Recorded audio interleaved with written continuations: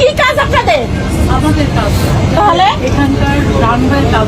আমাদের কি কোনো জানের মালের মূল্য নাই? আমাদের অবস্থাটা দেখছেন আপনারা একটু? এটা কি আমাদের শাস্তি দিচ্ছেন আপনারা? আমরা কি আমাদের কি বিমানে টাকা কি কম নিছেন না আমাদের কাছে পেমেন্ট পাবেন? আপনি টাকা পাবেন, আমাদের কোনো দাম নাই না। টেকনিক্যাল রিজনে এটা কি হচ্ছে? আচ্ছা ম্যাডাম আমরা আসি চলে আসি। এই যে আপনাদের সিনিয়র স্টাফকে কেন? দেখেন, এখানে সিনিয়র স্টাফ কোথায়? দেখেন কালকে থেকে আজকে পর্যন্ত তাহলে আমাদের কেন কোনো উনি খোঁজই আলাদা নেয় নাই। যাচ্ছে?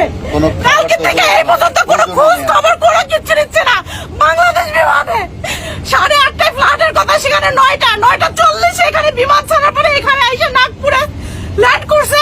বলছে যে ওয়েদারের সমস্যা, কোনো ওয়েদারের সমস্যা না, আগুন জ্বলছে তার জন্য এখানে ল্যান্ড করার পর থেকে কালকে থেকে এই পর্যন্ত কোনো আমাদের খোঁজ খবর নেয় না। আমার বিমানের যাত্রীরা প্রচন্ড পরিমাণে অসুস্থ, তারপরে কোনো খোঁজ নাই খবর নাই। কেন এখন এখানে 2 ঘন্টা কেন ল্যান্ড করবে? কি কারণটা কি? কোন ধরনের কোনো ধরনের সুযোগ সুবিধা নাই, কোনো ধরনের সুযোগ সুবিধা নাই। আমরা কি মানুষ না? খেতেও দেয় নাই, খেতেও দেয় নাই।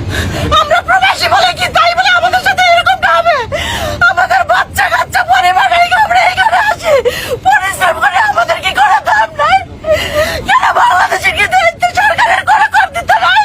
ডক্টর উনিস কি করতেছে? উনি কেন এরকম করতেছে আমাদের সাথে?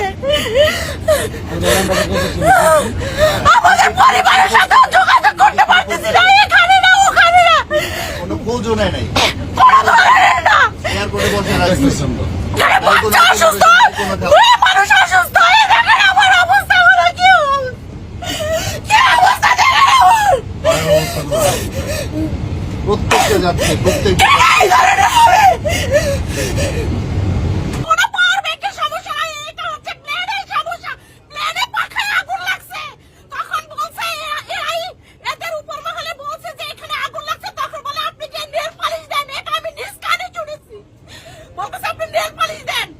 আর আমি একজন ইয়ার হোস্টেলে বলছি, সে বলতেছে এখন যদি এখানে নাগপুর ল্যান্ড না করি তাহলে আমরা আকাশেই মারা যাব।